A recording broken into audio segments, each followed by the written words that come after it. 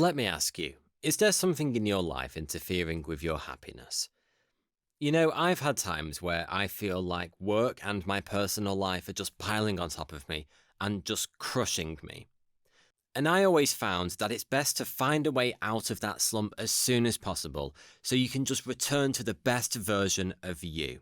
So, if you feel like you need a little help, check out today's sponsor at betterhelp.com/random. BetterHelp will assess your needs and match you with your own licensed professional therapist, with who you can connect in a safe and completely private online environment.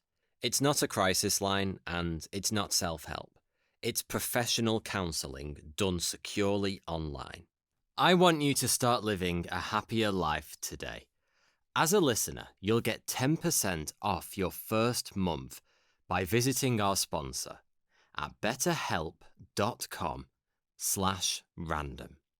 Join over 1 million people who have taken charge of their mental health. Again, that's betterhelp, HELP.com/random. Hello and welcome to Random Interesting Facts, the podcast about everything and nothing, with your host 42. This week's topic is bacteria.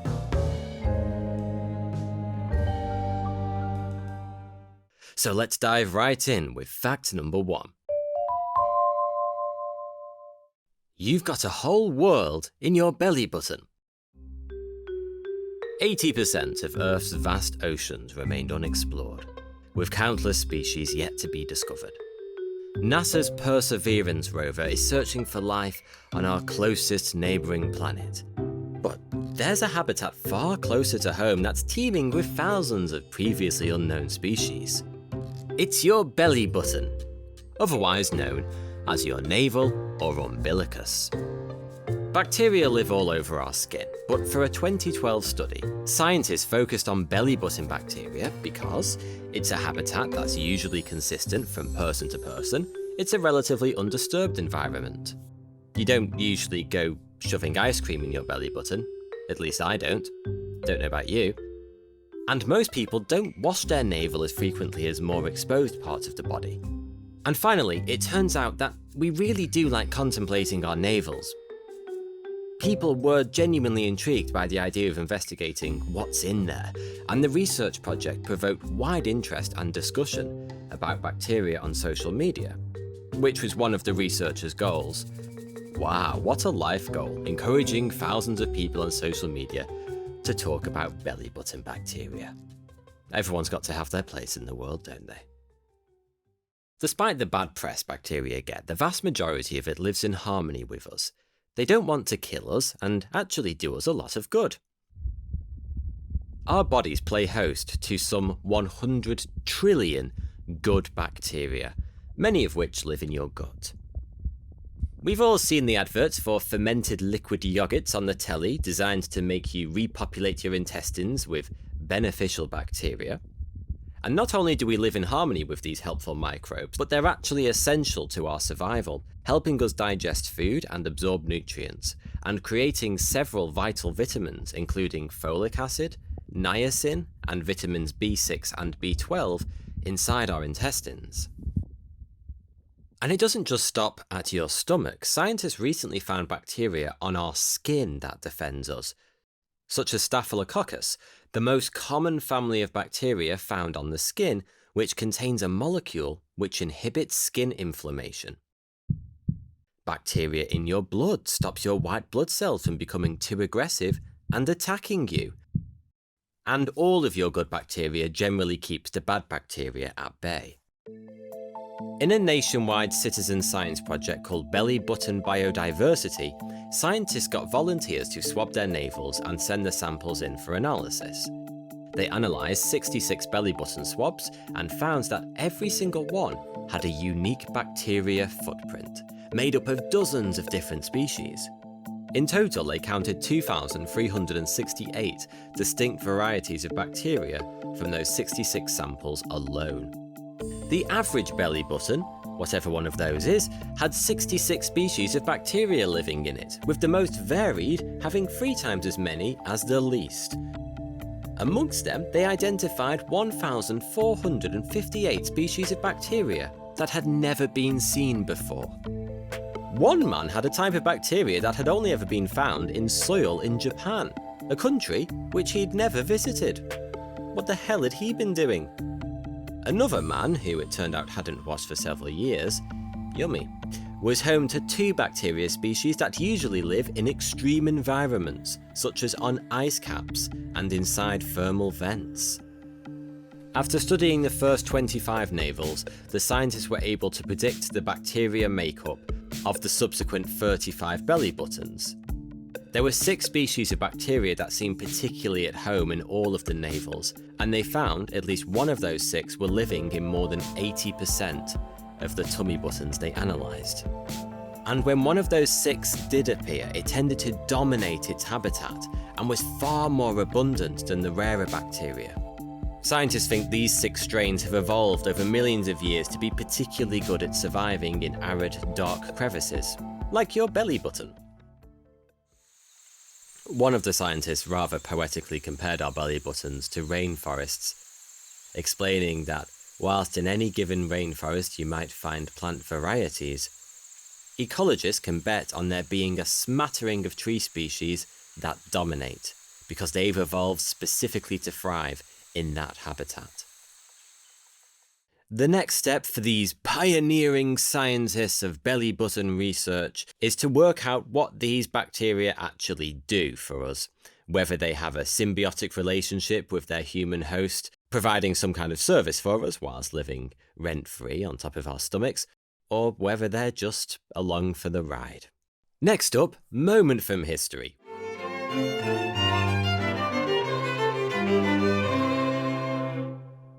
Where each week we look back at one particularly odd moment from the past. In this episode, we go back to the time when a 12-year-old was put in charge of a Catholic crusade. The Crusades began with the First Crusade, would you believe it, in 1095, when Pope Urban II sent a holy army to aid the Eastern Orthodox Church, which was under attack by the Muslim Seljuk Turks. To boost army numbers, he offered an automatic indulgence to anyone who joined the crusade. An indulgence is a promise of forgiveness for all prior sins. So, in theme park language, it was basically a fast pass to heaven. And from then on, all subsequent crusades came with similar special offers. Pope-promoted crusades continued until the 1400s, both with the aim of liberating Jerusalem and the Holy Land from Islam, a relatively new religion in comparison to Christianity, and to oust the Muslim Moors from Spain. They were usually grand, well-funded affairs involving a mix of noble knights, mercenaries, pilgrims, and a fair smattering of kings from various European countries. There were 3 at once in 1187, when Philip II of France, Richard the Lionheart of England, and the Holy Roman Emperor Frederick I all went to try and reconquer Jerusalem, which had fallen back into the hands of Saladin. Although Richard the Lionheart really buggered that one up and ended up just getting himself captured. Whilst of questionable military merit, the Crusades did fulfill one of Pope Urban's aims, which was to improve relations between the Catholic and Eastern Orthodox churches, which had broken down completely, so improving this relationship would bring a level of peace and harmony to all of Europe. They mended this bond between the two churches by focusing all their efforts and anger towards their mutual enemy in the East. There's nothing like a common hate of another enemy to bring two enemies together. Some of the Crusades went well, and others less so. But few were as disastrous as the unofficial Childrens Crusade of 1212. Yes, you heard that right. It wasn't really an official crusade, and it definitely wasn't Pope approved. Organised and supervised trips for large children in the 21st century are difficult enough, and that's with all the benefits of modern communications, transport, education, and the internet.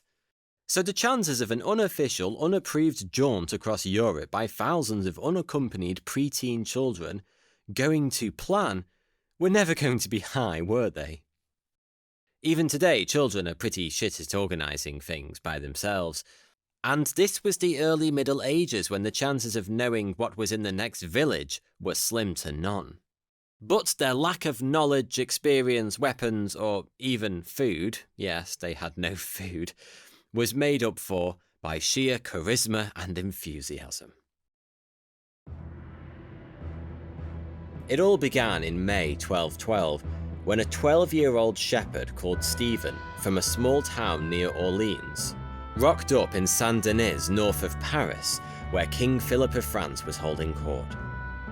The young Stephen gave the king a letter, which he said Christ had personally handed to him, instructing him to rally support for a Childrens Crusade.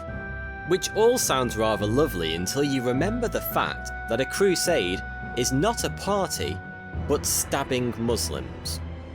Yeah, as we'll find out, a tad ambitious for a 12-year-old. And sure enough, King Philip told Stephen to give up and go home, but he didn't. Instead, he stood at the steps of the Abbey of Saint-Denis, preaching his vision of gathering a bunch of children to go and fight heathens in the Middle East and save Christendom. He said when they reached the sea, the water would part and they could pass, like Moses through the Red Sea, and safe into the Holy Land. These inspiring sermons did the trick, and he soon had quite the following. Fired up by his success, he set off around France, summoning children to the crusade, and many of his disciples spread the message even further. They were all to congregate in Vendôme, in the centre of France, not far south of his hometown, from where they would begin their crusade. By the time the Vendôme rendezvous came, in June 1212, there were thousands of children descending upon the town to join the crusade. According to some contemporary chroniclers, there were 30,000 children, way too many to be accommodated by the town, so they had to camp outside. Many of the children were under 12 years old, both girls and boys. The majority were peasant children, but some were from noble families.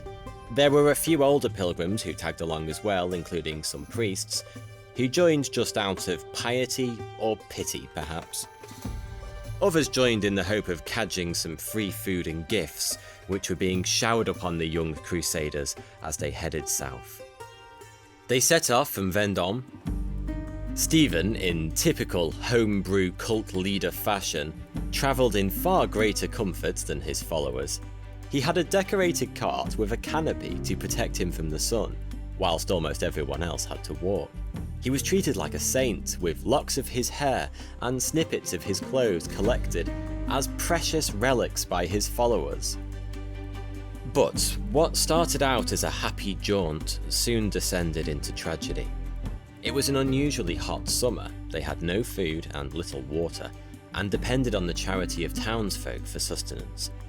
Many of the children died on the way. Others dropped out and tried to return home. The remainder finally reached Marseille and the Mediterranean coast. If the journey down to now had been an utter disaster, what happened next, or rather, what didn't happen next, was just as bad. Surprise, surprise, the morning after they arrived in Marseille, God failed to part the sea for Stephen. So some of his followers left, but the rest hung around in the hope that God would suddenly change his mind. Or at least finish his coffee break and get back to Stephen-induced sea parting ASAP. And they'd find themselves walking across the seabed of the Mediterranean to Palestine in just a few short hours. Quite what they expected to eat and drink along the way, if that had have happened, God only knows. This crusade was about as organised as if a bunch of 12-year-olds attempted to travel halfway across Europe and cross a sea to fight men twice their age. Oh, wait, that was exactly what was happening. Meanwhile, in Germany, would you believe it, a second Children's Crusade was underway, inspired by the news from France of Stephen and his merry band of teenage heathen slayers. Nicholas, who lived in the Rhineland, began calling together his very own army of children to go and fight Muslims in a faraway land. His followers, also in the thousands, were a little older than Stephen's. After making their way to Genoa in Italy, like Stephen, they patiently waited for the sea to part to grant them safe passage to Palestine. Shockingly, once again, it didn't. With no miracle abound, many decided to simply stay in Genoa and become citizens, whilst others boarded ships and were never heard of again. So Nicholas took the remaining followers to Rome, where Pope Innocent basically said, "Well done for being so pious and everything, but you're a bunch of children, so just go home, now."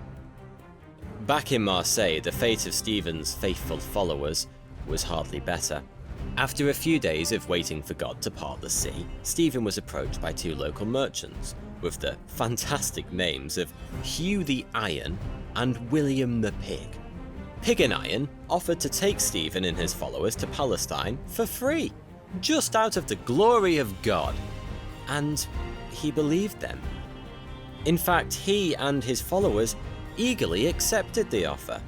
Sure enough, 7 ships were hired by the merchants, and the children were taken aboard. 18 years passed before there was any further news of the children, and when that news did arrive, it wasn't good. Would you believe it? They'd been tricked by those good merchants.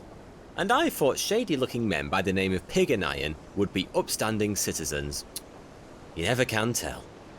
You see, not long after they'd set out on their voyage across the Mediterranean, they were met by ships from North Africa in a pre-planned rendezvous and handed over to slave traders. Most of them were never heard of again, but the priests and a few others who could read and write were bought by the governor of Alexandria, who was fascinated by European culture and language, and so they were kept in relative comfort. One priest was eventually allowed to go home, and it was only through him that the news of Stephen and his ill-fated followers made its way back to France in 1230. The final word in an ignominious story. Now, we'll take a short break, and very soon we'll be back with fact number 2.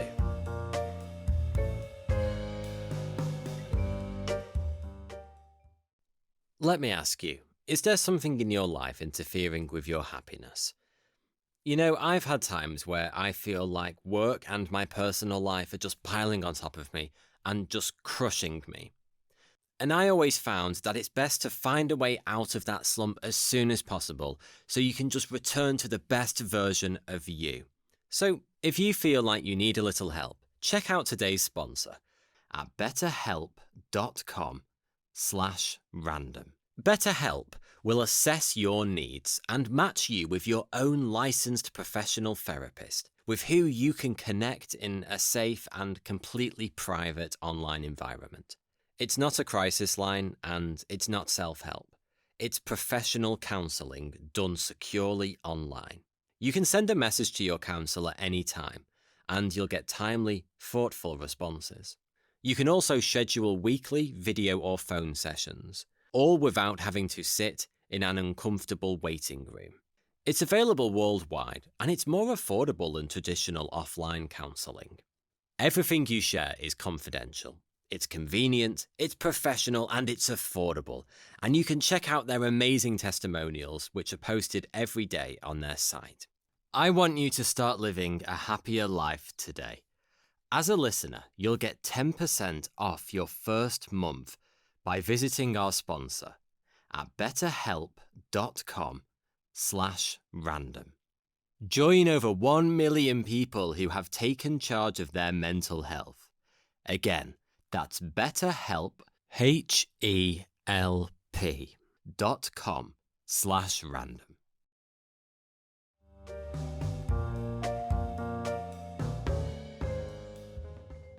Fact number 2. Frosty the snowman is riddled with bacteria. That's right, Frosty the snowman may look as pure as driven snow, but beneath that sumptuous exterior, That friendly bastard is harbouring a huge quantity of bacteria. In fact, there's nothing pure about that driven snow either, as it too contains vast amounts of bacteria. And funnily enough, it probably wouldn't exist without it. It turns out bacteria are instrumental in the creation of snow. Scientists have found that bacteria makes water freeze at higher temperatures than when no bacteria is present. This benefits a species of bacteria called pseudomonads, which feed off minerals from plants. To harvest the minerals, these bacteria create ice crystals on the plant's surface. The plant then suffers frost damage and minerals leach out. Hence, the bacteria gets its lunch. Pseudomonads thrive in plant-rich habitats, but they're commonly blown up into the sky by wind or atop rising warm air currents. Because they're so small, they get stuck inside the rain clouds. Scientists have found that a single cloud droplet can contain up to 20,000 of these bacteria.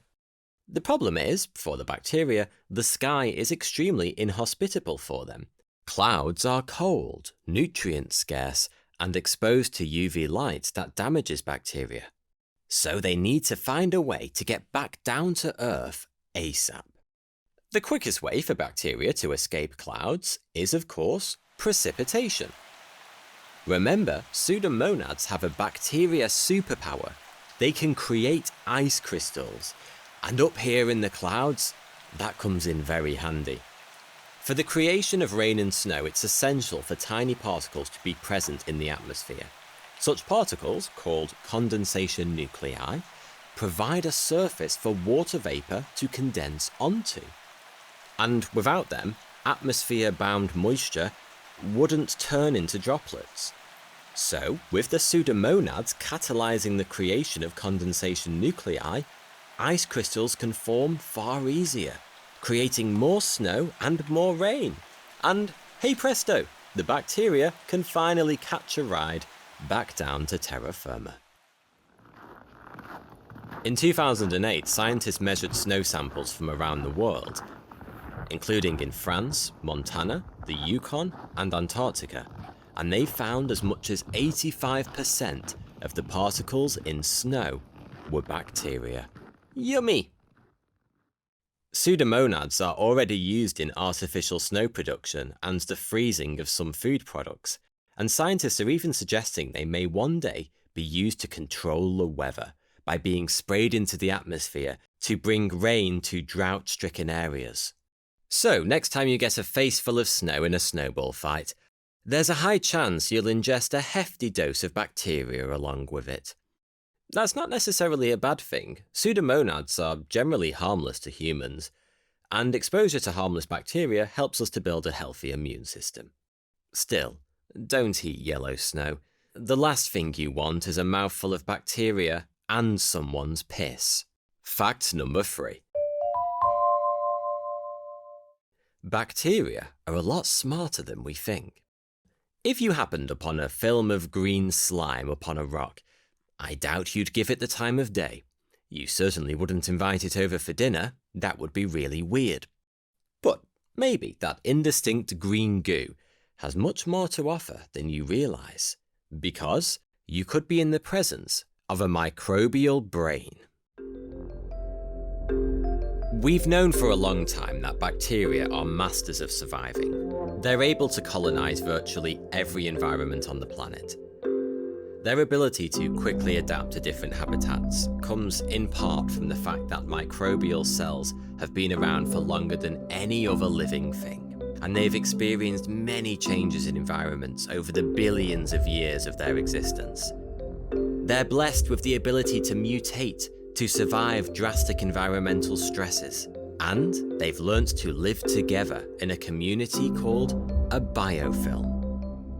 A biofilm is a collection of bacteria that clump together to form a well-organised interactive community with advantages they wouldn't enjoy when living individually. The bacteria in the biofilm are embedded inside an extracellular matrix made of proteins, minerals, water, and other tiny particles. but it also contains some matter which is derived from its host. That's you, by the way. Yes, you have biofilms all over and inside your body. You're welcome for that information.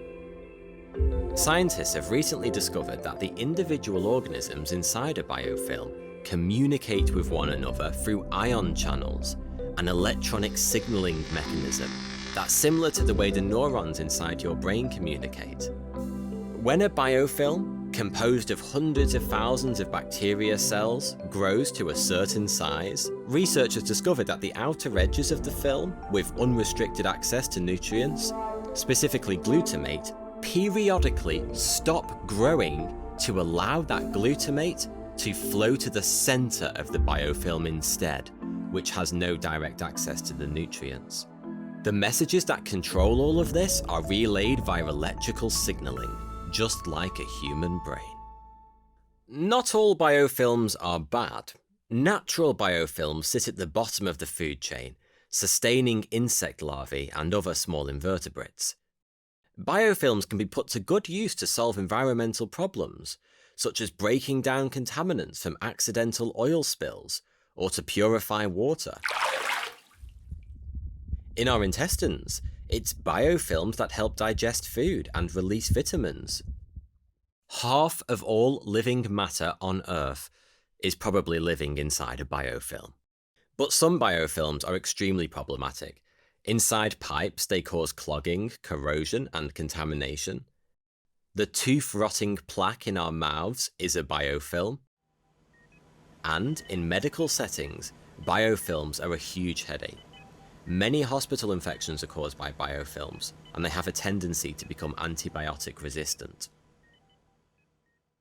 And this is why understanding how bacteria communicate within a biofilm and what they're saying to each other could yield some exciting results. It may be that drugs developed to impede epilepsy and migraines might also prove effective in attacking antibiotic-resistant biofilms by stopping their microbial brain activity. Intelligence, it seems, isn't always an advantage. And that was Random Interesting Facts. Thank you for listening, and I'd absolutely love to hear your comments and suggestions for future episodes. And also be sure to like, review, and subscribe. Please do leave a comment if you've learned something new from this episode. And if you have your very own random interesting fact that you're just bursting to share with me, then tweet it using the hashtag RIFPodcast. That's RIF Podcast. Each week I'll choose my favourite fact from my lovely listeners and shout it out at the end of my next episode. So remember, tweet your interesting fact using the hashtag RIFPodcast. And thanks again for listening.